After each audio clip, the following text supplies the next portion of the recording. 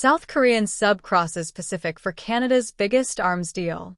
A South Korean submarine completed the longest voyage in the history of South Korea's submarine force, crossing 14,000 kilometers of open Pacific Ocean to dock at a Canadian naval base, and the timing was not accidental. Canada is weeks away from one of the most consequential military procurement decisions in its modern history, and Seoul just sailed its best argument directly into the harbor where Canadian admirals make their plans.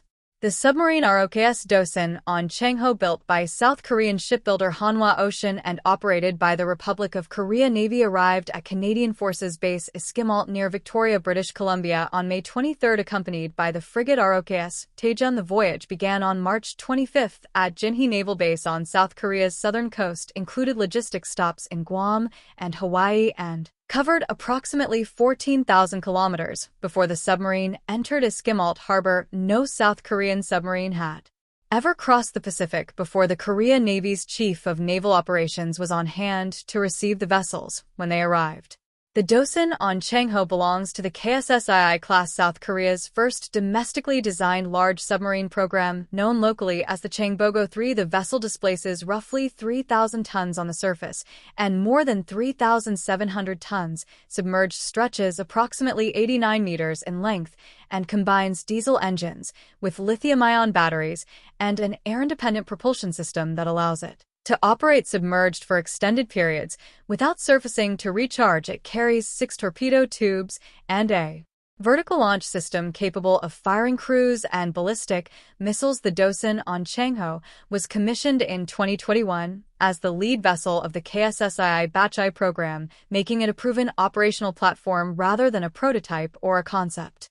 Canada needs new submarines badly, and both Seoul and Ottawa know it. The Royal Canadian Navy currently operates 4 Victoria-class submarines, a British design acquired secondhand in the 1990s that has spent much of its service life in maintenance. Canada's 3-ocean geography spanning the Pacific, Atlantic, and Arctic demands persistent undersea patrol capability that 4 aging boats simply cannot provide. The Canadian Patrol Submarine Project, launched formally in 2021, aims to procure up to 12 new diesel-electric submarines to replace the Victoria-class fleet. The Canadian government expects a preferred supplier decision as early as summer 2026, and the total program value, including acquisition, maintenance, training, and decades of sustainment, is estimated at roughly $44 billion.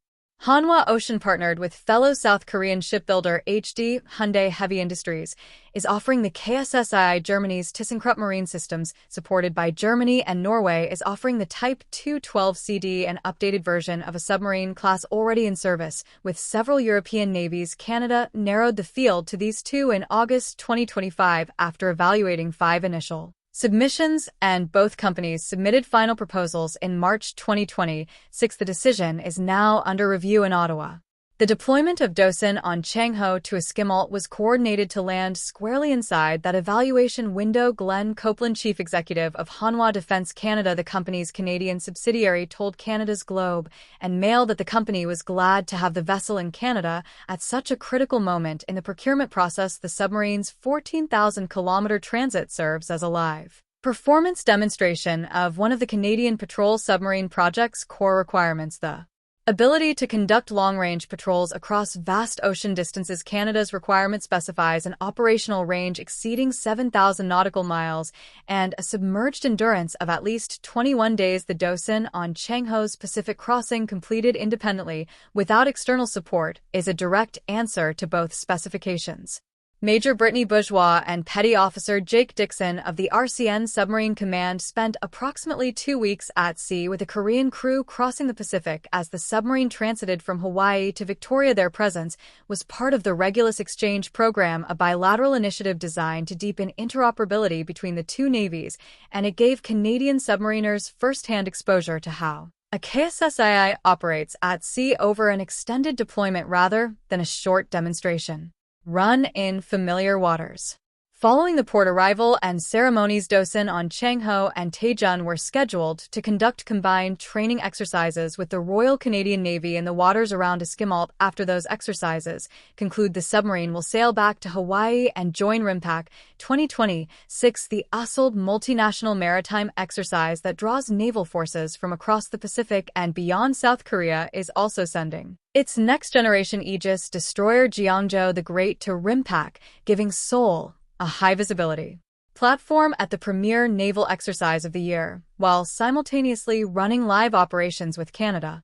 Hanwha Ocean has been specific about what a contract would mean in practical delivery terms. The company says that if Canada signs a contract in 2026, it can deliver 4 submarines before 2035, fully replacing the current Victoria-class fleet ahead of schedule and generating estimated savings of roughly $1 billion in avoided Victoria-class maintenance costs. The remaining 8 submarines would follow at a rate of 1 per year, completing the full fleet of 12 by 2043. No other option, Hanwha argues, comes close to that delivery timeline, which matters significantly to a navy that has been operating undersized and under-equipped for years. The German competitor TKMS brings a different kind of credibility, a submarine design with operational pedigree across multiple allied navies, industrial partnerships with Canadian companies including Montreal-based simulation firm CAE, and a long institutional track record in NATO submarine programs. The Type 212CD is a joint German-Norwegian development, and both Germany and Norway have committed to build maintenance facilities in Esquimalt and Halifax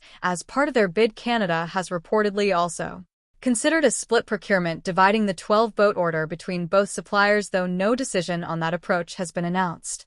What sailed into Esquimalt harbor on May 23 was more than a warship on a port visit. It was a $44 billion sales pitch delivered at 200 meters depth across half an ocean, surfacing precisely where and when it needed to be seen. Whether that is enough to close the deal is a question Ottawa will answer in the coming weeks, but South Korea has made absolutely certain that Canada's decision-makers understand one thing. Clearly, the submarine they are being offered can get wherever it needs to go.